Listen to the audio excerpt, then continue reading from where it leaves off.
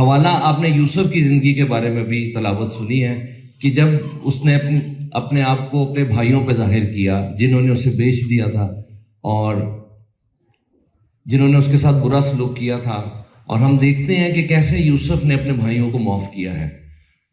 تو آپ سمجھ گئے ہوں گے جب معافی کے کلمے کی بات ہو رہی ہے تو کیا بات یوسف کی زندگی سے یہ حوالہ کیوں پڑھا گیا ہے۔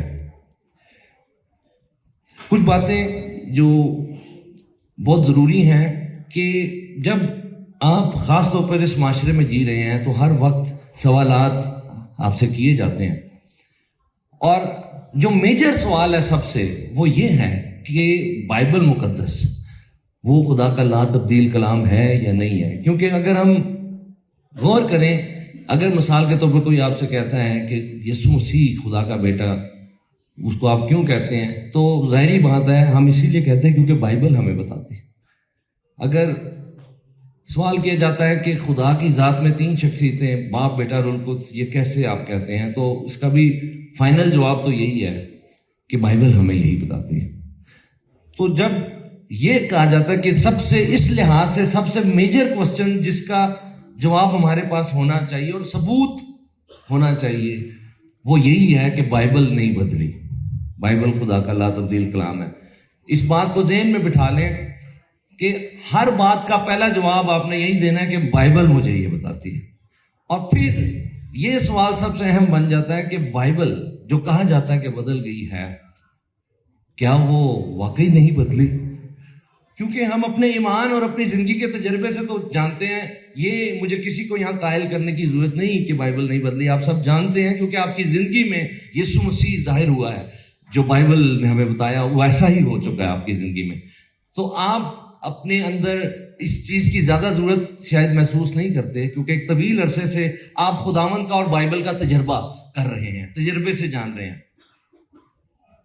لیکن اپنے زندگی کے تجربے کے علاوہ آپ کو لوگوں کو دینے کے لیے کیا ثبوت ہے آپ کے پاس؟ کیونکہ وہ تجربہ تو آپ نے کیا، انہوں نے نہیں کیا، اور جب تک وہ اس تجربے کو نہیں کریں گے اس وقت تک ان کو آپ کیا بتائیں گے؟ کیا ایویڈنس ہے آپ کے پاس کہ بائبل نہیں بدلی؟ تو میں آپ کو پہلے بھی ایک دفعہ کرسمس کے پروگرام میں یہ چند باتیں بتا چکا ہوں، آپ لکھ لیں کہ سب سے بڑا ایویڈنس نبوتوں کا پورا ہونا ہے۔ آپ لکھ سکتے ہیں یا اگر آپ آڈیو میں نوٹ کر رہے ہیں، کیونکہ یہ ایک غیر معمولی بات ہے کہ ایک شخص کی زندگی جو ابھی جسم لے کر آیا نہیں، اس کی زندگی کی ڈیٹیلز نبوتوں میں موجود ہیں۔ اور جب ہم نبوت کی بات کرتے ہیں تو یسایہ، یرمیہ، دانیل، داؤد، ان سب کی گئی نبوتوں کے علاوہ بائبل میں ایک اور انداز بھی ہے نبوت کا جو آج آپ کے سامنے پیش کرنا چاہتا ہوں، اور وہ یہ ہے، آپ حیران ہوں گے کہ بائبل میں خدا کے مقدسین کی جو زندگیاں ہیں، جو پرانے عہد کے ایماندار ہیں، ان کی زندگیوں میں مسیح کا مکاشفہ چھپا ہوا ہے۔ ان کی زندگی کے واقعات میں ہمیں مسیح کا عکس نظر آتا ہے۔ مثال کے طور پر آپ حیران ہوں گے کہ جب ایوب پر دکھ آیا تو اس کے دوست اسے آ کر یہ کہنے لگے کہ ضرور تجھ پر خدا کی مار پڑی ہے، تو کیوں نہیں مان لیتا؟ اتنا سارا دکھ اکٹھا ایک شخص پر اگر آ گیا ہے تو ضرور خدا اس سے ناراض ہی ہے، کچھ نہ کچھ تو ہے جس کی وجہ سے تیرے ساتھ ایسا ہوا ہے، تھوڑا سا تو اقرار کر لے۔ ان کی باتوں کا یہی مطلب تھا کہ کچھ تو بول، کچھ تو اقرار کر، کیا کر دیا تو نے؟ تو ایک خدا کے خادم نے بتایا کہ ہمیں یہاں بھی مسیح کا عکس نظر آتا ہے، کیونکہ یسایہ مسیح کے بارے میں یہ کہتا ہے کہ ہم نے اسے خدا کا مارا کوٹا ہوا سمجھا، کہ ضرور انہیں کچھ کیتا ہوئے گا۔ اس وقت کے لوگ جب صلیب لے کر مسیح جا رہا تھا وہ یہ کہہ رہے تھے کہ ایسی لعنتی موت، یہ سب کچھ، اس کے سارے دعوے جھوٹے ہیں، یہ وہ نہیں ہے جو اس نے دعویٰ کیا، یہ ضرور خدا کی مار پڑی ہے اس پہ۔ اور یسایہ نے تو پہلے یہ کہہ دیا تھا کہ ہم نے اس سے خدا کا مارا کوٹا ہوا سمجھا۔ سو آپ دیکھ رہے ہیں کہ ایوب کی زندگی میں مسیح کا عکس ہمیں نظر آ رہا ہے۔ کیا یہ حیران کن بات نہیں؟ اور آج جس شخص کی زندگی کو میں پیش کروں گا، کیونکہ جب ہم ترتیب وار ابھی دیکھیں گے تو آپ کو پتہ چلے گا اگر آپ توجہ سے سنیں گے کہ یوسف کی زندگی میں ہمیں مسیح کا عکس نظر آتا ہے. اب آپ ایک دوسرے کو ذرا بتا دیں کہ یہاں ذرا تیار ہو کے یہ 10 پوائنٹس بتائیں کہ ہم نے یوسف کی زندگی سے 10 پوائنٹ سیکھنے. ایک دوسرے کو بتائیں. آپ کے لیے بھی کئیوں کے لیے یہ حیران کن بات ہوگی کہ یار یہ اتنا سچا کلام ہے, کمال کی سچائی ہے, پروف ہے, اور آج آپ اس میں سے ایک ثبوت دیکھنے لگے. آپ دیکھ رہے ہیں پہلا پوائنٹ یہ یوسف کے بارے میں آپ لکھ رہے ہیں کہ Yusuf was loved by his father. Genesis 37:3. Yusuf وہ شخص ہے جس سے اس کا باپ بہت محبت رکھتا تھا. یہ حوالہ میں پڑھنے لگا ہوں, پیدائش 37:3. اب آپ نے صرف حوالے نوٹ کرنے ہیں, نکالنے نہیں ہیں. نکال سکتے, سپیڈ تیز ہے تو ٹھیک ہے, مرضی آپ کی. وہاں لکھا ہے اور اسرائیل یعنی یعقوب جو اس کا باپ تھا یوسف کو اپنے تمام بیٹوں سے زیادہ پیار کرتا تھا. یوحنا 3:35 میں لکھا ہے باپ بیٹے سے پیار کرتا ہے اور اس نے سب چیزیں اس کے ہاتھ میں دے دی ہیں. ہاللیلویا.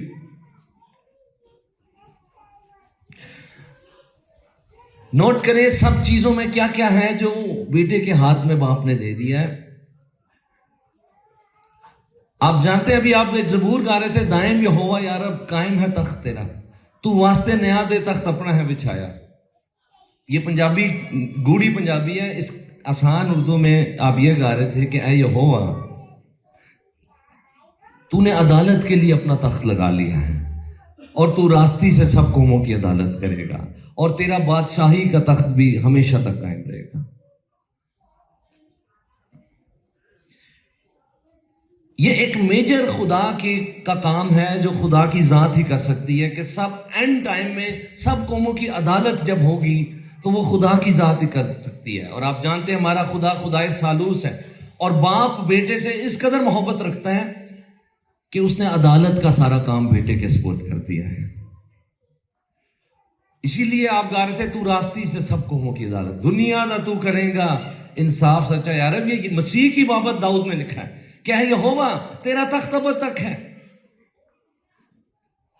تو نے عدالت کے لیے تخت قائم کر لیا ہے اور تو راستی سے سب قوموں کی عدالت کرے. اس کے علاوہ بادشاہت کا سارا کام بھی بیٹے کے سپرد کر دیا باپ نے. باپ بیٹے سے محبت رکھتا ہے. ہاللیلویا. ہم یوسف کی زندگی میں دیکھ رہے ہیں کہ یوسف سے اس کا باپ محبت رکھتا ہے اور ہمیں مسیح کا عکس نظر آ رہا ہے یوسف کی زندگی میں. یہ پہلا پوائنٹ ہے.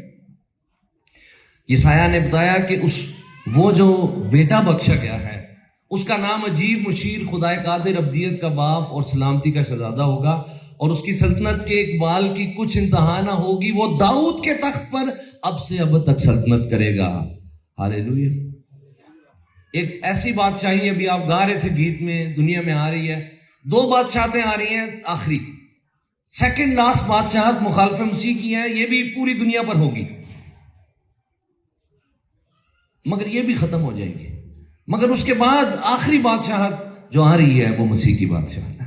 دانیل کی کتاب کا یہی مضمون ہے کہ جتنی بھی بادشاہتیں چاہے جتنی بھی بڑی ہیں وہ آئیں گی, وہ چلی جائیں گی. اور دانیل بتاتا ہے کہ پھر ایک آخری بادشاہت آئے گی جو کبھی ختم نہیں ہوگی اور وہ مسیح کی بادشاہت ہے. وہ اس دنیا میں آنے کو ہے بادشاہت کرنے کے لیے. بادشاہت کا بھی سارا کام بیٹے کے سپرد ہے. باپ بیٹے سے ایسی محبت رکھتا ہے. پھر ایک بڑی میجر بات, پرستش ساری کی ساری باپ چاہتا ہے کہ وہ بیٹے میں جلال پائے. اور یہ اب سے نہیں, نئے عہد سے نہیں, پرانے عہد سے جتنے زبور ہیں وہ سارے مسیح کی پرستش ہے. جب آپ زبور گاتے ہیں آپ کو بہت سی آیتوں میں فیل ہونا شروع ہو جاتا ہے زبور گاتے گاتے کہ میں تو مسیح کی پرستش کر رہا ہوں. مثال کے طور جب آپ زبور 72 گاتے ہیں اس کا سٹارٹ ہی یہاں سے ہوتا ہے, رہے گا نام سدا تیکر مسیدہ. ابھی میں نے زبور 9 کی مثال دی. جب آپ گاتے ہیں دائم یہوہ یا رب قائم ہے تخت تیرا, تو واسطے نیا دے, تو انصاف دے لئے اپنا تخت لگایا. تو ہمیں پتا ہے کیونکہ تسی نویں عہد دے ایماندار ہو تو ہمیں پتا ہے کہ عدالت تے مسیح نے کرنی ہے دنیا دی. تے عہد داؤد مسیح دا گیت گون گا رہا ہے. زبور 110 میں یہاں تک داؤد کہتا ہے کہ یہوہ نے میرے یہوہ سے کہا, یعنی باپ نے بیٹے سے کہا ہاں میری دہنی طرف بیٹھ. یہ بھید ہے. یہ ذہن سے نہیں آپ سمجھ سکتے خدا کے اندر کیسے موجزانہ طور پر ایک خدا ہے اور 3 شخصیتیں موجود ہیں. یہ ایک معجزہ ہے. معجزے کو آپ اپنے ذہن سے نہیں سمجھ سکتے. مثال کے طور پر 5 روٹیاں سے کیسے 5000 کھا سکتے ہیں, آپ اپنے ذہن سے نہیں سمجھ سکتے کیونکہ وہ معجزہ ہے. سو خدا کی ذات بھی معجزہ ہے. اور پرستش کے حوالے سے مشہور آیت یوحنا کی انجیل اس کی کہ میں بتا رہا ہوں کہ باپ بیٹے سے محبت رکھتا ہے. اس نے پرستش کے لائق بھی پوری کائنات کو کہہ دیا ہے کہ وہ بیٹے کی پرستش کریں. ہاللیلویا. اور اسی میں باپ کو جلال ملتا ہے کیونکہ باپ بیٹا روح القدس ایک ہے. تو آپ کہیں گے کہاں لکھا ہے؟ تو یوحنا کی انجیل کے پہلے باب میں لکھا ہے ابتدا میں کلام تھا, کلام خدا کے ساتھ تھا, یہی ابتدا میں خدا کے ساتھ تھا. سب چیزیں اس کلام کے وسیلے سے پیدا ہوئی. کلام خدا تھا اور سب چیزیں اس کے وسیلے سے پیدا ہوئی. وہ اپنی ذات میں کامل خدا تھا وہ کلام, اور سب چیزیں اس کے وسیلے سے پیدا ہوئی. اور پالوس کہتا ہے سب چیزیں اسی کے وسیلے اور اسی کے واسطے پیدا ہوئی, خواہ وہ آسمان کی ہوں خواہ زمین کی. داؤد زبور 148 میں آسمان کی اور زمین کی سب چیزوں کو کہتا ہے خداوند کی حمد کرو. سو جب ہم پالوس کی بات کو سنتے ہیں, پالوس کہہ رہا ہے آسمان کی ہوں یا زمین کی سب چیزیں مسیح کی پرستش کے لیے بنی ہیں, تو پھر ہمیں زبور 148 کی سمجھ آتی ہے کہ داؤد مسیح کا گیت گاتا ہے اور کہہ رہا ہے کہ آسمان کی سب چیزوں خداوند کی تعریف کرو اور زمین کی سب چیزوں تم بھی خداوند کی تعریف کرو. سو زبور 148 بھی مسیح کی حمد ہے جو کی گئی ہے. جب بھی پرانے عہد میں بھی خدا ظاہر ہوا, خدا باپ کبھی ظاہر نہیں ہوا, روح القدس کبھی ظاہر نہیں ہوا, ہمیشہ بیٹا ظاہر ہوا. مثال کے طور پر آگ کی بھٹی میں جب خداوند اپنے بندوں کو بچانے کے لیے ظاہر ہوا تو غیر قوم کے بادشاہ نے گواہی دی کہ یہ چوتھا کون ہے, کیونکہ میں دیکھ رہا ہوں کہ اس کی صورت خدا کے بیٹے کی سی صورت ہے, الہ زادے کی سی صورت ہے. تو وہاں پر مسیح اپنے لوگوں کو بچانے کے لیے ظاہر ہوا.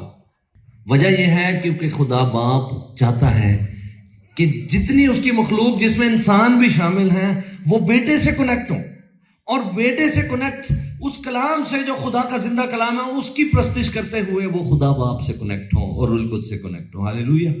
تو خدا نے پوری کائنات اپنے بیٹے کے جلال کے لیے بنائی ہے. زوردار تعریف نے. وہ اس قدر محبت رکھتا ہے جس میں آپ خاص ہیں.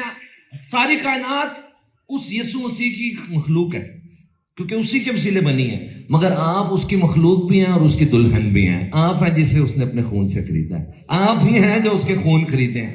آپ کو یہ شرف حاصل ہو گیا جو فرشتوں کو بھی نہیں حاصل ہوا کہ جس کے وسیلے اور جس کے لیے ہر چیز سسٹم کائنات کا چل رہا ہے, آپ اس کی دلہن ہیں, آپ اس کے ہیں اور وہ آپ کا ہے. آپ سوچتے ہیں کہ میرا نام, میرا شناختی کارڈ, میں پاکستان سے میری کوئی ویلیو نہیں.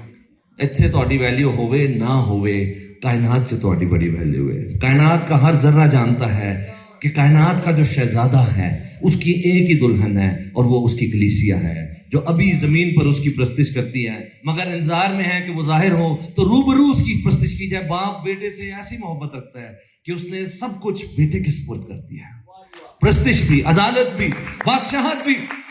ہاللیلویا.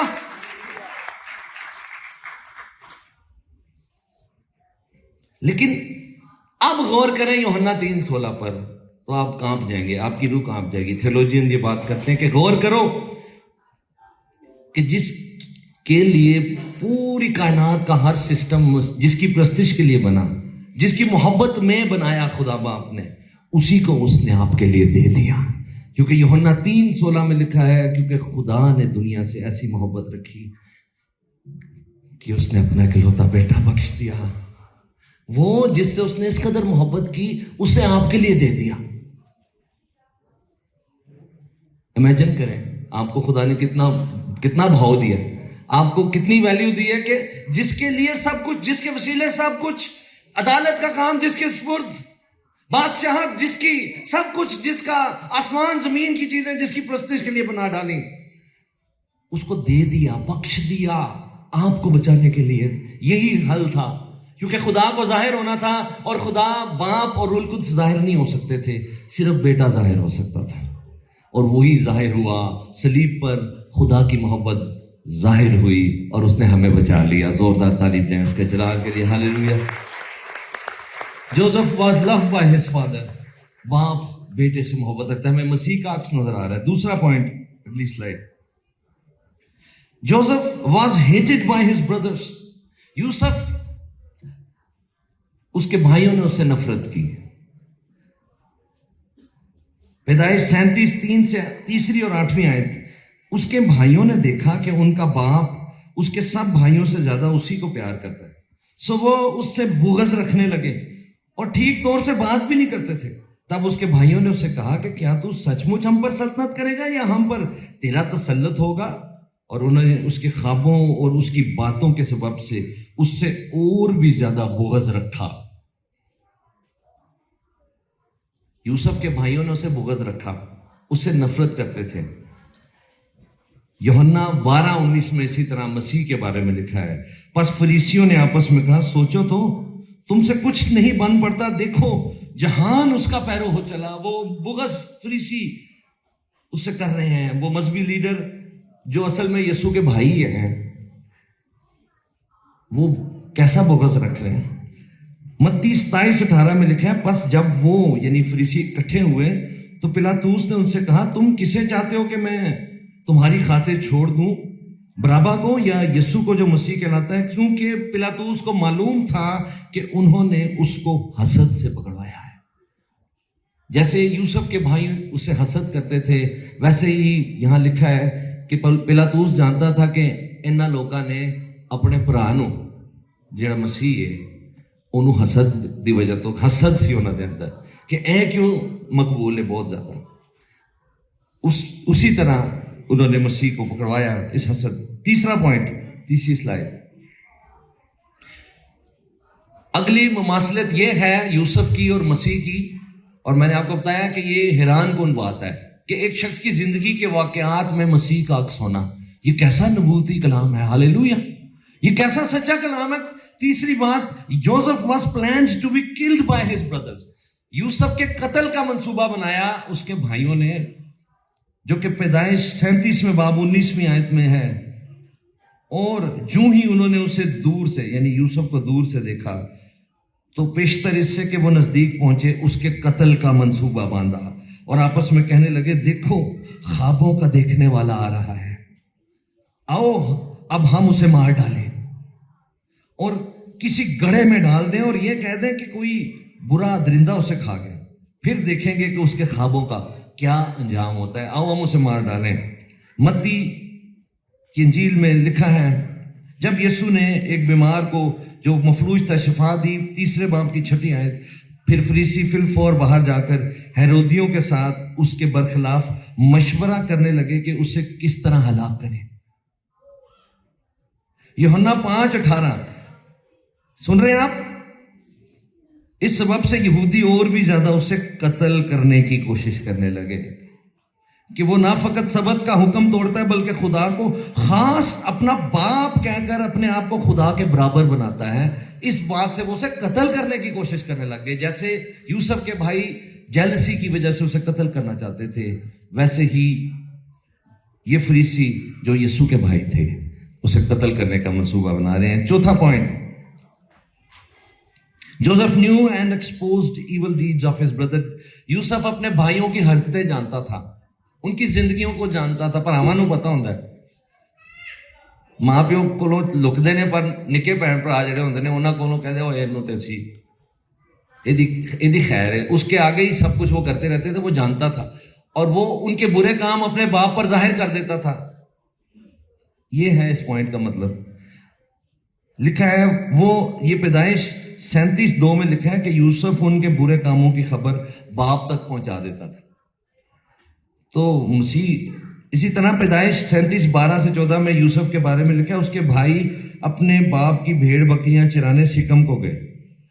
آپ دھیان سے سن رہے ہیں؟ کون کون سن رہا ہے دھیان سے؟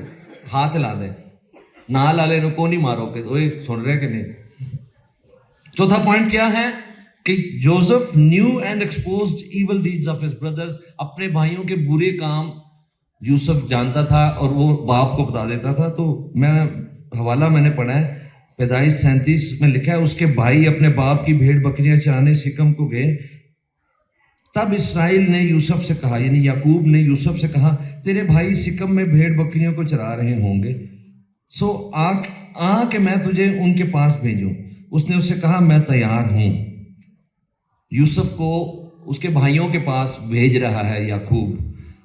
तब उसने कहा, तू जाकर देख के तेरे भाइयों का और भेड़ बकरियों का क्या हाल है, और आकर मुझे खबर दे। इधर देखें, जैसे याकूब जो यूसुफ का बाप था, वो यूसुफ को भेज रहा है उसके भाइयों के पास, वैसे ही यशाया 48:16 में लिखा है कि मैं जिस वक्त से कि खुदा बाप था मैं वहीं था, और अब खुदा बाप ने और उसकी रूह ने मुझे भेजा है। हालेलुया, जोरदार तारीफ जाए।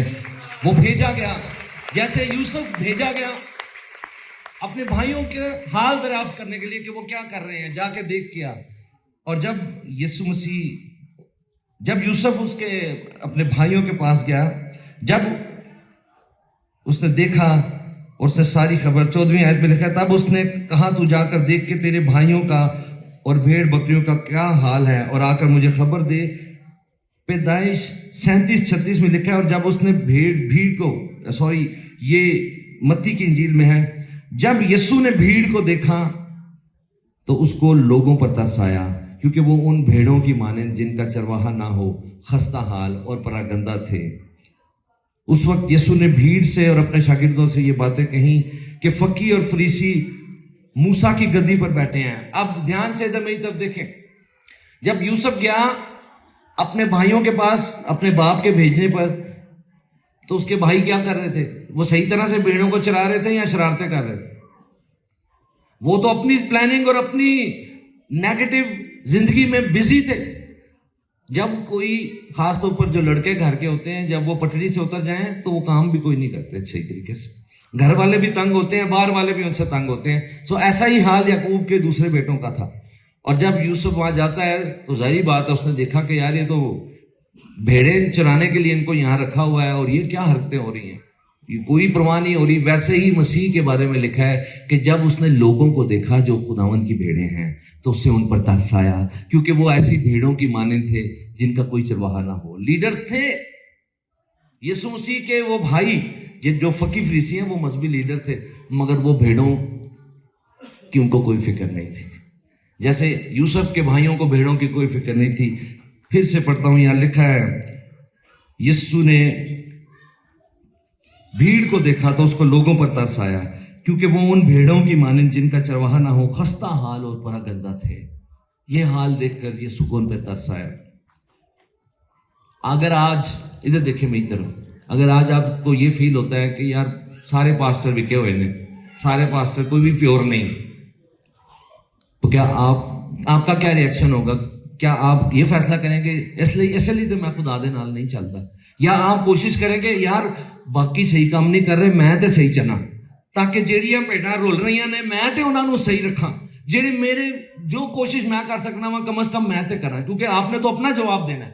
आज से खादमों की बुराई करने की बजाय आप एक चैलेंज ले लें कि जो काम जो सही नहीं कर रहे खादम, मैं वो सही करूंगा, मैं उस गैप को पूरा करूंगा, मैं वो काम करूंगा। हालेलुया, क्योंकि मैं मसीह का हूं, और मेरा मसीह ऐसा था कि उसको भीड़ को देख के तरस आता था। जोरदार तारीफ जाए खुदा के जलाल की। और वो यूसुफ अपने भाइयों को एक्सपोज कर देता था। और यीशु अपने भाइयों के बारे में क्या कह रहे हैं? यीशु ने मत्ती 23 पहली 4 आयतों में लिखा है, उस वक्त यीशु ने भीड़ से और अपने शागिर्दों से ये बातें कही कि फकी और फरीसी है जेड़े मेरे भरा ने, ये मूसा की गद्दी पर बैठे हैं, बस जो कुछ वो तुम्हें बताएं वो सब करो और मानो, लेकिन उनके से काम ना करो। एक्सपोज कर रहा है अपने भाइयों के कामों को यीशु मसीह, जैसे यूसुफ अपने भाइयों की इची बिची बता देता था बाप को, क्योंकि वो कहते हैं और कुछ और है और करते नहीं, वो कहते हैं और करते नहीं। वो ऐसे भारी बोझ जिनको उठाना मुश्किल है बांध कर लोगों के कंधों पर रखते हैं, मगर आप उनको अपनी उंगली से भी नहीं हिलाना चाहते। वो अपने सब काम लोगों को दिखाने के लिए करते हैं। जैसे वो कहते होंगे यूसुफ को, खबरदार बताना नहीं है तूने। इंसान अपने आप ही समझ लेता है कि शायद मुझे कोई नहीं देख रहा, लेकिन एक है जो हर वक्त देख रहा होता है। तो उनको ये पता नहीं थी ये बात। 5वां पॉइंट, यूसुफ में मसीह का अक्स। لکھا ہے آپ کے سامنے, Joseph was betrayed and sold by his brother. Yusuf کو اس کے بھائیوں نے دھوکہ دیا اور اسے بیچ ڈالا. یہ بات پیدائش کے 37ویں باب میں لکھی ہے 28ویں آیت میں.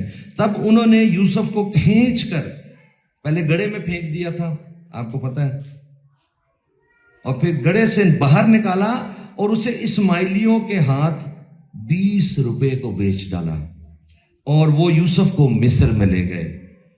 اور یہ بات زکریا 11ویں باب کی 12ویں-13ویں آیت ہے.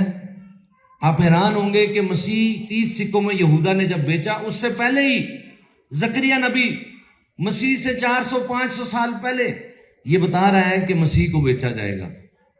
ہے نا حیران کن کلام.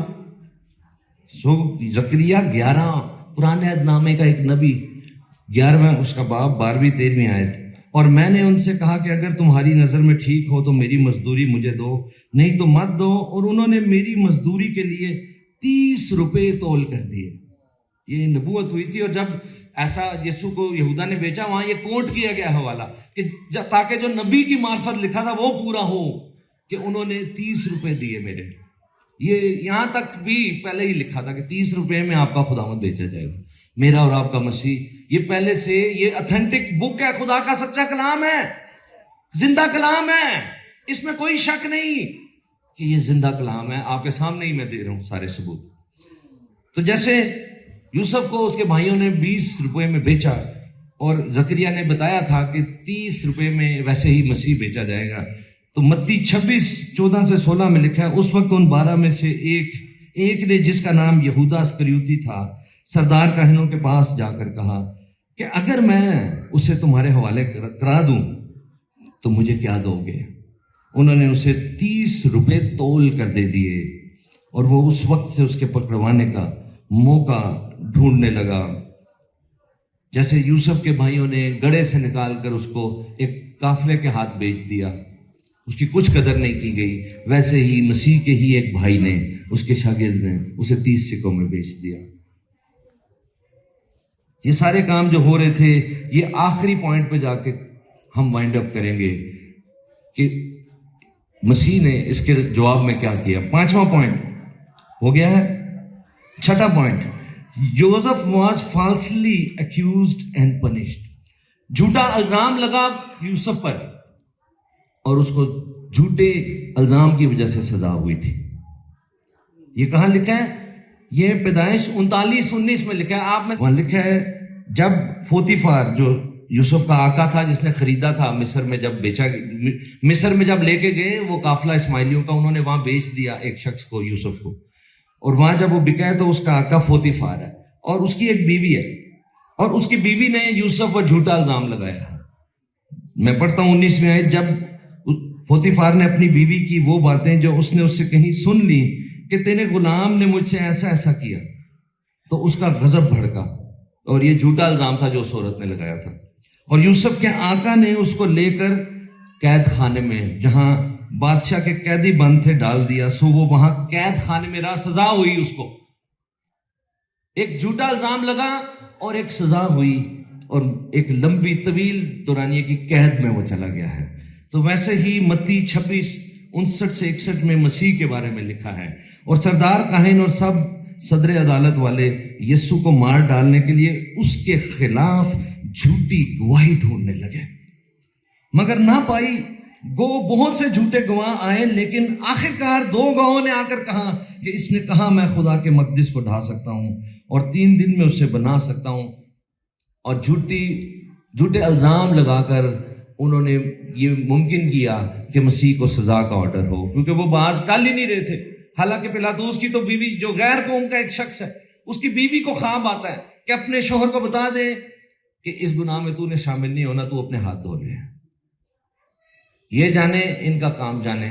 وہ غیر قوم کا شخص, وہ بار بار کہہ رہے میں تو اس میں کوئی گناہ نہیں ڈھونڈ پاتا, مجھے تو کوئی قصور نہیں نظر آتا, مگر وہ تلے ہوئے تھے کہ نہیں, اس کو مروانا ہی ہے. جیسے یوسف کے بھائی تلے ہوئے تھے کہ یہ نہیں ہمیں برداشت. سو ایک جھوٹے الزامات لگا کر مقدمہ چلا, اور یسوع مسیح کو بھی جیسے یوسف کو سزا ہوئی, میری اور آپ کی نجات کے لیے یہ سب کچھ ہو رہا تھا. یوسف تو بیچارہ تھا، وہ اپنے آپ کو بچا نہیں سکتا تھا، مگر ہمارا مسیح وہ بیچارہ نہیں تھا، وہ ہر قدم پر صاحب اختیار تھا، وہ چاہتا تو اپنے آپ کو بچا لیتا، لیکن پھر میری نجات کا کام نہیں تھا ہونا، اس لیے اس نے ہونے دیا۔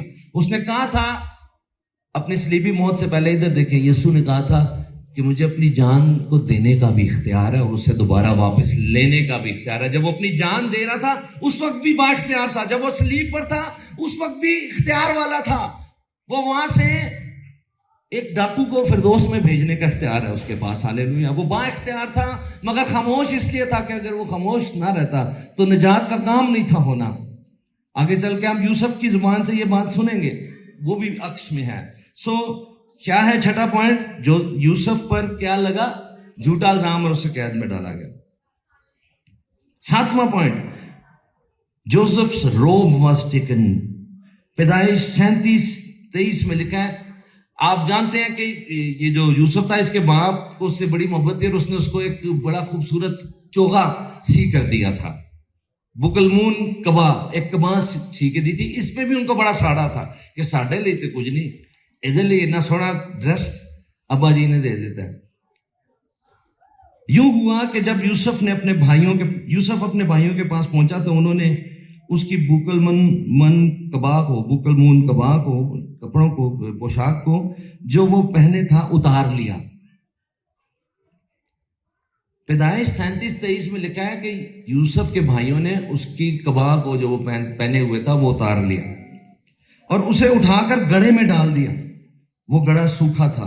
پھر انہوں نے یوسف کی کبا لے کر اور ایک بکرا ذبح کر کے اسے اس کے خون میں تر کیا اور انہوں نے اس بکلمون کبا کو بھجوا دیا۔ وہ اسے ان کے باپ کے پاس لے آئے اور کہا کہ ہم کو یہ چیز پڑی ملی ہے، اب تو پہچان کہ یہ تیرے بیٹے کی کبا ہے یا نہیں ہے، اندازہ لو۔ اور اس نے اسے پہچان لیا اور کہا کہ یہ تو میرے بیٹے کی کبا ہے، اور وہ بہت رویا کہ میرا بیٹا مر گیا ہے۔ انہوں نے اس کی پوشاک کو اتار کر یہ ڈرامہ کیا کہ اس جانور کا خون لگا کے باپ کو دکھا دیا جی تہاڈا منڈا تے مر گیا۔ زبور 22 اس کی 16ویں سے 18ویں آیت میں پڑھ رہا ہوں، دھیان سے سنیں۔ داؤد مسیح کی صلیبی موت کے بارے میں پہلے سے آگاہی دیتا ہے کہ وہ ہوگی۔ اگر دنیا آپ کو کہتی ہے کہ وہ صلیب پہ نہیں مرا تو آپ کو نئے عہد نامے کا آپ حوالہ دیں گے تو شاید وہ کہیں گے نہیں یہ تو یسوع کے سارے شاگردوں نے لکھی ہے، نیا عہد نامہ وہ جھوٹے تھے۔ تو آپ بتا سکتے ہیں کہ انہوں نے نہیں صرف صلیبی موت کا ذکر کیا، بلکہ داؤد جسے تم ایک عظیم خدا کا نبی مانتے ہو، اس نے بھی پہلے ہی زبور 22 میں لکھا ہے کہ مسیح کو صلیب پر مارا جائے گا۔ ہاللیلویہ۔ آپ کو پتہ ہے زبور 22 کی پہلی آیت کیا ہے؟ آپ حیران ہوں گے جن کو نہیں پتا۔ زبور 22 کی پہلی آیت ہے، اے میرے خدا تو نے مجھے کیوں چھوڑ دیا؟ اور زبور 22 کی 16ویں سے 18ویں آیت میں لکھا ہے، کیونکہ کتوں نے مجھے گھیر لیا ہے، بدکاروں کی گروہ مجھے گھیرے ہوئے ہے، وہ میرے ہاتھ اور میرے پاؤں چھیدتے ہیں، میں اپنی سب ہڈیاں گن سکتا ہوں، وہ مجھے تاکتے اور گھورتے ہیں۔ سنیں، وہ میرے کپڑے آپس میں بانٹتے ہیں اور میری پوشاک پر کرا ڈالتے ہیں۔ متی 27:28 سے 31 میں متی بتاتا ہے کہ جو داؤد نے کہا تھا وہ ہوا، جو یوسف کی زندگی میں مسیح کا عکس نظر آ رہا تھا پوشاک والا، وہ ہوا۔ متی یوں بیان کرتا ہے کہ اس کے مسیح کے کپڑے اتار کر اسے کرمزی چوگا پہنایا گیا اور کانٹوں کا تاج بنا کر اس کے سر پر رکھا۔ جب اس کا ٹھٹا کر چکے تو چوگے کو اس پر سے اتار کر پھر اسی کے کپڑے اسے پہنائے اور مصلوب کرنے کو لے گئے۔ اور یوحنا 19:23 سے 24 میں لکھا ہے، جب سپاہی یسوع کو مصلوب کر چکے، دھیان سے سنے، تو اس کے کپڑے لے کر 4 حصے کیے، ہر سپاہی کے لیے ایک حصہ، اور اس کا کرتا بھی لیا۔ یہ کرتا بن سلا سراسر بنا ہوا تھا، اس لیے انہوں نے آپس میں کہا کہ اسے پھاڑے نہیں بلکہ اس پر کرا ڈالیں تاکہ معلوم ہو کہ کس کا لگتا ہے، کس کا نکلتا ہے۔ یہ اس لیے ہوا کہ وہ نوشتہ، وہ نبوتی کلام پورا ہو جو یہ کہتا ہے، انہوں نے میرے کپڑے بانٹ لیے اور میری پوشاک پر کرا ڈالا۔ زوردار تعریف ہے مسیح کے جلال کے لیے۔ ہاللیلویہ بولے، ہاللیلویہ 3 دفعہ، ہاللیلویہ بولے، میرے بغیر بولے۔ سب کہیں خداوند تیرا کلام سچا ہے، تیری صلیبی موت سچی ہے، یہ بات سچ ہے کہ تو ساری دنیا کا نجات دہندہ ہے. یہ بات پہلے سے لکھ دی گئی تھی. ہاللیلویہ. یوسف اور مسیح، یوسف کی زندگی میں مسیح کا عکس. اس کا 8واں پوائنٹ کیا ہے؟ Joseph was taken to Egypt to escape being killed by his brothers. جب یوسف کو اس کے بھائیوں نے بیچا تو جس قافلے کو بیچا وہ کہاں جا رہا تھا؟ مصر کو جا رہا تھا. تو یوسف مصر میں لے جایا گیا. یہاں پر آپ کو مسیح کا عکس نظر آتا ہے. پہلے میں آپ کو حوالہ بتا دوں. پیدائش 37:28 میں لکھا ہے، وہ مدیانی سوداگر ادھر سے گزرے، تب یوسف کے بھائیوں نے یوسف کو کھینچ کر گڑھے سے باہر نکالا اور اسے اسماعیلیوں کے ہاتھ 20 روپے کو بیچ ڈالا، اور وہ یوسف کو مصر میں لے گئے. کہاں لے گئے؟ کہاں لے گئے یوسف کو؟ ہوشیہ 11:1 میں یہ بات لکھی تھی. اندازہ لگائیں، ایک اور نبی ہوشیہ مسیح سے کئی سو سال پہلے وہ بتا رہا ہے کہ مسیح کو مصر میں لے جایا جائے گا. سو وہاں لکھا ہے، جب اسرائیل ابھی بچہ ہی تھا میں نے اس سے محبت رکھی اور اپنے بیٹے کو مصر سے بلایا. زوردار تعلیم دے خداوند کے جلال کے لیے. اور یہ نبوتی کلام جو ہوشیہ کی معرفت تھا اور یوسف کی زندگی میں جس نبوتی کلام کو ہم دیکھتے ہیں کہ مسیح کی زندگی کا عکس ہے، وہ پورا ہوتا ہے. متی 2 باب میں اور اس کی 13ویں اور 14ویں آیت میں لکھا ہے، جب وہ روانہ ہو گئے تو دیکھو خداوند کے فرشتے نے یوسف کو خواب میں دکھائی دے کر کہا، اٹھ، بچے اور اس کی ماں کو ساتھ لے کر مصر کو بھاگ جا، اور جب تک کہ میں تجھ سے نہ کہوں وہیں رہنا، کیونکہ ہیرودیس اس بچے کو تلاش کرنے کو ہے تاکہ اسے ہلاک کرے.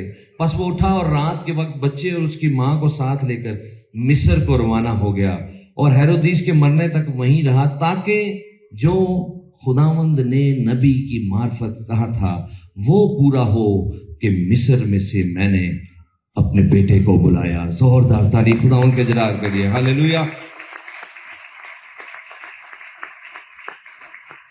ذرا یہ کہیں کہ خداوند میں تجھ سے پیار کرتا ہوں، اور کہیں میری محبت اندھی نہیں ہے،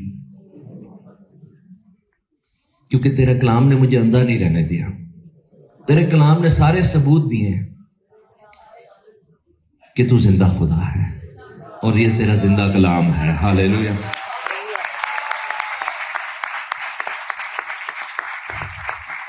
نویں بات، یوسف وہ شخص تھا جو ایگزالٹ کیا گیا. جوزف واز ایگزالٹڈ، جو سر بلند کیا گیا. یہ سارا واقعہ آپ کو پتا ہے کہ خدا نے کس طرح معجزہ کیا یوسف کے وسیلے. معجزانہ طور پر ایک بہت بڑا قحط دنیا میں آنا تھا، جو بھی بعد میں آنا تھا. پہلے سے ہی یوسف نے فرعون کو بتا دیا کہ جو خواب تو نے دیکھا ہے وہ یہ ہے، اس کا مطلب یہ ہے کہ دنیا میں بہت بڑا کال آنے والا ہے. اب ایک دنیا میں کسی کو نہیں پتا، اور میں تجھے بتا رہا ہوں خدا کی مدد سے کہ وہ کال آئے گا، اور پہلے ہی غلہ جمع کر لیں.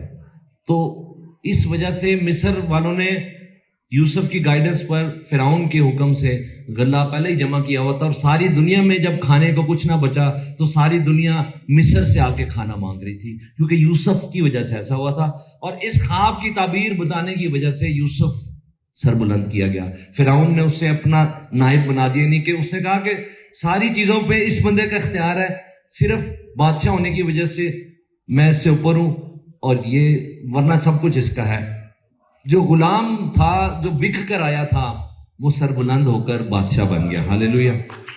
مہر اس کی، چلے میں آپ کو پڑھتا ہوں. 41ویں باب میں ہے، پیدائش 41-39 میں لکھا ہے، فرعون نے یوسف سے کہا، چونکہ خدا نے تجھے یہ سب کچھ سمجھا دیا ہے، اس لیے تیری مانند دانشور اور عقل مند کوئی نہیں، سو تو میرے گھر کا مختار ہوگا اور میری ساری رعایا تیرے حکم پر چلے گی.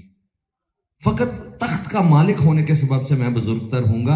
اور فرعون نے یوسف سے کہا کہ دیکھ، میں تجھے سارے ملک مصر کا حاکم بناتا ہوں.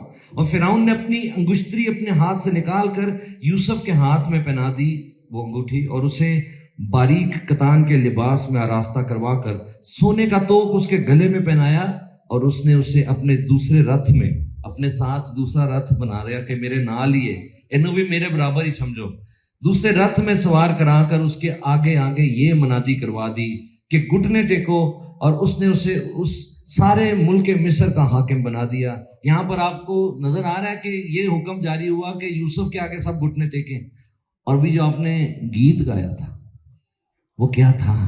ہر گھٹنا جھکے گا یسوع نام کے آگے. زوردار تعریف ہے. ہاللیلویا. کیونکہ یہ لکھا ہے کلام میں کہ ایک وقت آ رہا ہے کہ ہر ایک گھٹنا جھکے گا اور ہر زبان اقرار کرے گی کہ یسوع مسیح خداوند ہے. بہرحال یہاں پر ہمیں نظر آ رہا ہے. اور فرعون نے یوسف سے کہا میں فرعون ہوں اور تیرے حکم کے بغیر کوئی آدمی اس سارے ملک مصر میں اپنا ہاتھ یا پاؤں ہلانے نہ پائے گا. یسوع مسیح نے یہ بات کہی، آسمان اور زمین کا کل اختیار مجھے دیا گیا ہے. زبور 105 اس کی 17 سے 21 آیت. ان سے پہلے ایک آدمی کو بھیجا، یوسف غلامی میں بیچا گیا. انہوں نے اس کے پاؤں کو بیڑیوں سے دکھ دیا، وہ لوہے کی زنجیروں میں جکڑا رہا. ہم یہ دیکھ رہے ہیں کہ یوسف ایگزالٹ کیا گیا. یوسف کی زندگی میں ہمیں مسیح کا عکس نظر آتا ہے، تصویر نظر آتی ہے نبوتی طور پر. تو یہ بات بعد میں خدا کے بندے نے زبور میں بھی کہی کہ یوسف جو بیچا گیا، لکھا ہے وہ زنجیروں میں جکڑا رہا جب تک اس کا کلام پورا نہ ہوا، سخن پورا نہ ہوا. خداوند کا کلام اسے آزماتا رہا. بادشاہ نے حکم بھیج کر اسے چھڑایا. ہاں، قوموں کے فرما روا نے اسے آزاد کیا. اس نے اس کو اپنے گھر کا مختار اور اپنی ساری ملکیت پر حاکم بنایا. اسی طرح مسیح کے بارے میں فلپیوں 2:5-11 میں لکھا ہے ویسا ہی مزاج رکھو جیسا مسیح یسوع کا بھی تھا. میرے پیچھے کہیں. اس نے اگرچہ خدا کی صورت پر تھا. سارے بچے بھی اگر نوجوان ہیں آپ بھی کہیں آواز تو بڑی کم آئی ہے، مجھے لگ رہا ہے آپ کی بیٹری لو ہے. کیا چکر ہے؟ آواز نہیں ہے. دیکھیں، اس نے اگرچہ خدا کی صورت پر تھا، خدا کے برابر ہونے کو قبضے میں رکھنے کی چیز نہ سمجھا، بلکہ اپنے آپ کو خالی کر دیا اور خادم کی صورت اختیار کی اور انسانوں کے مشابہ ہو گیا اور انسانی شکل میں ظاہر ہو کر اپنے آپ کو پست کر دیا اور یہاں تک فرمانبردار رہا کہ موت، بلکہ صلیبی موت گوارا کی. اسی واسطے خدا نے بھی اسے بہت سر بلند کیا، اونچی آواز میں کہ اسے وہ نام بخشا جو سب ناموں سے اعلیٰ ہے. ہاللیلویا. ہر گھٹنا جھکے گا یسوع نام کے آگے، ہر زبان اس کا اقرار کرے گی. یہ پہلے سے لکھا ہوا ہے اور ہو چکا ہے اور ہو رہا ہے اور ہوگا. اور یہ بھی خدا کے کلام کی آیت ہے تاکہ یسوع کے نام پر ہر ایک گھٹنا جھکے، خواہ آسمانیوں کا ہو، خواہ زمینیوں کا، خواہ ان کا جو زمین کے نیچے ہیں، اور خدا باپ کے جلال کے لیے ہر ایک زبان اقرار کرے گی کہ یسوع مسیح خداوند ہے. جیسے یوسف ایگزالٹ کیا گیا، اس کی زندگی میں ہمیں نبوتی طور پر یہ نظر آتا ہے کہ مسیح ایگزالٹ کیا جائے گا، سربلند کیا جائے گا. متی 28:18 میں لکھا ہے 11 شاگرد گلیل کے اس پہاڑ پر گئے جو یسوع نے ان کے لیے مقرر کیا تھا، اور انہوں نے اسے دیکھ کر سجدہ کیا. الہی ذات ہے وہ خدا کی ذات ہے جو زمین پر اتری ہے. اسے سجدہ کیا، مگر بعض نے شک کیا. یسوع نے پاس آ کر ان سے باتیں کی اور کہا کہ آسمان اور زمین کا کل اختیار مجھے دیا گیا ہے، بس تم جا کر سب قوموں کو شاگرد بناؤ. یہاں پر امریکہ کا صدر کسی کو بھیج دے تو سب کہتے ہیں یار وہ ٹرمپ نے بھیجا. آپ کو یسوع نے بھیجا ہے جس کا کل اختیار ہے، اس نے آپ کو بھیجا ہے. ہاللیلویا. کٹی کٹی تالی. بڑا افسوس کی گل ہے. بولو یسوع مسیح کی. یسوع نے پاس آ کر ان سے یہ باتیں کی، تم جا کر سب قوموں کو شاگرد بناؤ اور ان کو باپ اور بیٹے اور روح القدس کے نام سے بپتسمہ دو اور ان کو یہ تعلیم دو کہ ان سب باتوں پر عمل کریں جن کا میں نے تم کو حکم دیا، اور دیکھو میں دنیا کے آخر تک ہمیشہ تمہارے ساتھ ہوں. وہ جو ایگزالٹ کیا گیا بحیثیت انسان ایگزالٹ کیا گیا، کیونکہ انسانوں میں سے کوئی نہیں تھا جو ایسا سربلند ہو. ہم گر چکے تھے، وہ انسان بن کر آیا، بحیثیت انسان سربلند کیا گیا. مگر بحیثیت خدا جب وہ منادی کے لیے جب اس کے شاگرد نکلے تو بحیثیت خدا وہ ان کے ساتھ تھا. اور آج بھی اس وقت ہمارے درمیان یسوع مسیح موجود ہے. ہاللیلویا. خداوند کی حضوری ہے جہاں پر. افسیوں 1:15 میں لکھا ہے ہمارے خداوند یسوع مسیح کا جو جلال کا باپ ہمارے خداوند یسوع مسیح کا خدا جو جلال کا باپ ہے تمہیں اپنی پہچان میں حکمت اور مکاشفہ کی روح بخشے اور تمہارے دل کی آنکھیں روشن ہو جائیں تاکہ تم کو معلوم ہو کہ اس کے بلانے سے کیسی کچھ امید ہے اور اس کی میراث کے جلال کی دولت مقدسوں میں کیسی کچھ ہے اور ہم ایمان لانے والوں کے لیے اس کی بڑی قدرت کیا ہی بے حد ہے، اس کی بڑی قوت کی تاثیر کے موافق جو خدا باپ نے مسیح میں کی جب اسے مردوں میں سے جلا کر اپنی داہنی طرف آسمانی مقاموں پر بٹھایا اور ہر طرح کی حکومت اور اختیار اور قدرت اور ریاست اور ہر ایک نام سے بہت بلند کیا جو نہ صرف اس جہان میں بلکہ آنے والے جہان میں بھی لیا جائے گا۔ ہاللیلویہ! جب آپ آسمان پہ جائیں گے وہاں پر مسیح کے نام کی پرستش کریں گے، وہاں مسیح کے نام کی گیت ہمیشہ گائے جائیں گے، وہاں پر یہ ہمیشہ گایا جائے گا، رہے گا نام صداتی کر مسیدہ، کلام پورا ہوگا۔ زوردار تعریف جائے خدا کے جلال کے لیے۔ آخری پوائنٹ، بائبل اسٹڈی میں تھوڑا ٹائم لگتا ہے، سوری، لیکن آخری پوائنٹ ہے، پہلا کلمہ جو صلیب پر یسوع مسیح نے کہا کہ اے باپ، فائنلی جب اس کے بھائی اس کے ساتھ سب کچھ کر چکے، فقی اور فریسی، جب اس کے اپنے شاگرد نے اسے بیچ ڈالا، جب رومی فوجیوں نے اس کی پوشاک کو بانٹ لیا، بالکل جیسا یوسف کے ساتھ ہوا تھا، جب مسیح کے ساتھ سب کچھ ہو گیا، اس کے بعد کیسی شخصیت ہے، ان سب کے لیے کہہ رہی ہے اے باپ انہیں معاف کر دے، کیونکہ یہ نہیں جانتے کہ کیا کرتے ہیں۔ اے چلے نے انہوں نے نہیں پتا، اے اپنے اندر برائی جیڑی بھری ہوئی ہے اس دی وجہ تو میرے نال سارا کچھ کر رہے نے، پر انہاں دی برائی چ بھی تیرا پلان پورا ہو رہا ہے، کیونکہ لعنت چکن لئی سلیب تے مینوں آنا سی، مرنا سی، انہاں نوں پتہ ہی نہیں ہے کہ اے او نجات دا سارا کام پورا ہو رہا ہے انہاں دی برائی چ بھی۔ ہاللیلویہ! یہ نہیں جانتے کہ کیا کرتے ہیں۔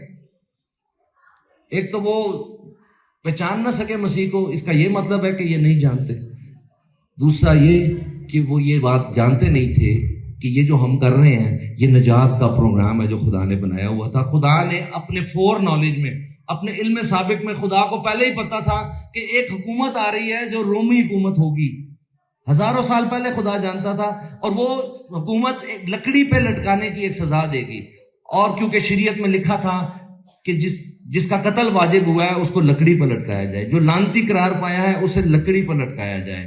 تو یہ شریعت کا تقاضا پورا کرنے کے لیے خدا نے ایک حکومت جو روم کی تھی ان کی ایک سزا کو ٹارگٹ کیا کہ وہ لکڑی پر لٹکاتے ہیں۔ اس واسطے مسیح آیا اور جو کچھ بھی اس کے خلاف ہوا، پلان ہوا، وہ سب خدا کے پلان کا حصہ بن گیا۔ ہاللیلویہ! اور وہ پلان یہ تھا کہ عارف بچ جائے، عارف کی نجات کا کام ہو جائے۔ صلیب پر میری جگہ مسیح نے لے لی، میری لعنت اس نے اٹھا لی، اب میں آزاد ہوں، اب میں اس کی دوسری آمد کا انتظار کر رہا ہوں کہ وہ آئے اور مجھے لے جائے۔ زوردار تعریف ہے اس کے جلال کے لیے۔ ہاللیلویہ! آخری پوائنٹ ہے، یوسف نے اپنے بھائیوں کو معاف کر دیا۔ پیدائش 45:4 میں یوسف اپنے بھائیوں کو کہتا ہے جو اب ڈر گئے تھے کہ وہ یہ تو یوسف نکل آیا، یہ تو سانو بدلہ لوے گا ساڈے کول، یہ تو ہن وڈا آدمی بن گیا، یہ تو بدلہ لوے گا ساڈے کول۔ یوسف نے اپنے بھائیوں سے کہا ذرا نزدیک آ جاؤ، اور وہ نزدیک آئے تب اس نے کہا میں تمہارا بھائی یوسف ہوں جس کو تم نے بیچ کر مصر پہنچوایا، اور اس بات سے کہ تم نے مجھے بیچ کر یہاں پہنچوایا نہ تو غمگین ہو اور نہ اپنے دل میں پریشان ہو، کیونکہ خدا نے جانوں کو بچانے کے لیے مجھے تم سے آگے بھیجا۔ اے خدا دا پلان سی، تسی برائی کی تھی پر اے خدا دا پلان سی کہ میں پہلے پہنچیا ہاں، کیونکہ قحط آنا سی دنیا چ، اور خدا نے تواڈے بچان لئی پہلے ہی مینوں مصر چ کلیا تاکہ اتنے آ کے میں استعمال ہوواں، وڈے مقام تے پہنچاں، تے پھر تسی بھی نہیں تے تسی مر جانا سی قحط چ، ہن تسی بھی بچ گئے ہو۔ اور خدا نے مجھ کو تمہارے آگے بھیجا تاکہ تمہارا بقیہ زمین پر سلامت رکھے اور تم کو بڑی رہائی کے وسیلہ سے زندہ رکھے۔ پس تم نے نہیں بلکہ خدا نے مجھے یہاں بھیجا۔ اور وہ اپنے بھائی بنیامین کے گلے لگ کر رویا، اور بنیامین بھی جو چھوٹا تھا اس سے، بنیامین بھی اس کے گلے لگ کر رویا، اور اس نے سب بھائیوں کو جنہوں نے اسے بیچا تھا، جنہیں اس کے خلاف منصوبے بنائے تھے، اس نے سب بھائیوں کو چوما اور ان سے مل کر رویا۔ کیا بندہ تھا! اور اس کو خود بھی نہیں تھا پتا کہ میری زندگی میں یہ جو میں کام کر رہا ہوں یہ مسیح کی زندگی کو میں ظاہر کر رہا ہوں. کیونکہ پیدائش 50-15 میں بھی لکھا ہے یوسف کے بھائی یہ دیکھ کر کہ ان کا باپ مر گیا کہنے لگے کہ یوسف شاید ہم سے دشمنی کرے اور ساری بدی کا جو ہم نے اس سے کی ہے پورا بدلہ لے. سو انہوں نے یوسف کو یہ کہلا بھیجا کہ تیرے باپ نے اپنے مرنے سے آگے یہ حکم کیا تھا کہ تم یوسف سے کہنا کہ اپنے بھائیوں کی خطا اور ان کا گناہ اب بخش دے کیونکہ انہوں نے تجھ سے بدی کی. سو اب تو اپنے باپ کے خدا کے بندوں کی خطا بخش دے. اور یوسف ان کی یہ باتیں سن کر رویا. وہ پر آ کہہ رہے سن یار معاف کر دے سانو ہن پیو مر گیا ہن ساڈے نال برا نہ کری. ان کے ذہن میں تھا کہ باپ زندہ ہے اس لیے نہیں ہمیں کچھ کہہ رہا, اب باپ مر گیا اب کہیں بدلہ نہ لے لے تو اسے کہہ رہے ہیں یار معاف کر دے. لیکن جب انہوں نے یہ کہا تو لکھا ہے یوسف ان کی یہ باتیں سن کر رویا. یوسف نے ان سے کہا مت ڈرو, کیا میں خدا کی جگہ پر ہوں؟ تم نے تو مجھ سے بدی کرنے کا ارادہ کیا تھا لیکن خدا نے اسی سے نیکی کا قصد کیا. زوردار تعریف دیں خداوند کے جلال کے لیے, تاکہ بہت سے لوگوں کی جان بچائے. بہت سے لوگوں کی جان بچانے کے لیے میں بیچا گیا اور یہاں تک آیا, سزا بھی پائی. چنانچہ آج کے دن ایسا ہی ہو رہا ہے, اس لیے تم مت ڈرو, میں تمہاری اور تمہارے بال بچوں کی پرورش کرتا رہوں گا. یوں اس نے اپنی ملائم باتوں سے ان کی خاطر جمع کی. مسیح کی معافی کے بارے میں بتانا چاہتا ہوں جس کا عکس یوسف کی زندگی میں نظر آتا ہے کہ وہ سب کے لیے ہے. یہ وہ معافی ہے جو سب معافیوں سے اتم ہے. یہ پوری انسان کے لیے خوشی کی خبر ہے کہ وہ معافی جو بنتی نہیں تھی, کیونکہ خدا عادل و منصف ہے, وہ کیسے یوں ہی معاف کر دے. عدالت میں کیس ہوا تھا اور ہم پر سزا کا حکم تھا, ہم برے پھنسے تھے اور کیس سچا تھا, اور معاف اسی صورت کیا جا سکتا تھا کہ کوئی آ کر ہمارے حصے کی سزا بھی اٹھا لے اور ہمارے حصے کی جو نقصان ہم نے کیا وہ بھی بھر دے. تو مسیح نے ہمارا نقصان بھی بھر دیا اپنا خون بہا کے, اور ہمارے حصے کی سزا بھی اس نے اپنے اوپر لے کر معافی کا اعلان کیا ہے. مفت میں نہیں معافی ہوئی. اگر وہ کہہ رہا ہے کہ ان کو معاف کر تو انتظام کر کے کہہ رہا ہے, خون بہا کے سزا پا کے قربانی دے کر وہ یہ کہہ رہا ہے معاف کر دے ابا. اگر وہ اپنی جان نہ دیتا, اپنا خون نہ بہاتا تو معافی بنتی نہیں تھی. لیکن جس نے معاف کیا ہے اس نے معاف کرنے سے پہلے معافی کا انتظام بھی کیا ہے. زوردار تعریف جائیں اس کے جلال کے لیے, اور کہیں ہاللیلویا, کہیں مسیح تیرا شکر ہو کہ تو نے مجھے معاف کیا, میری معافی کا بندوبست بھی کیا. کیا آپ اپنی زندگی میں مسیح کی معافی کو کام کرنے دیتے ہیں, یا آپ کہتے ہیں میں نہیں کر سکتا معاف, اس کو میں معاف نہیں کر سکتا؟ معاف کرنے کے فائدے ہیں. آپ کا اپنا بھلا ہے, آپ خود آزاد ہو جاتے ہیں ٹینشن, آپ خود ٹینشن فری ہو جاتے ہیں.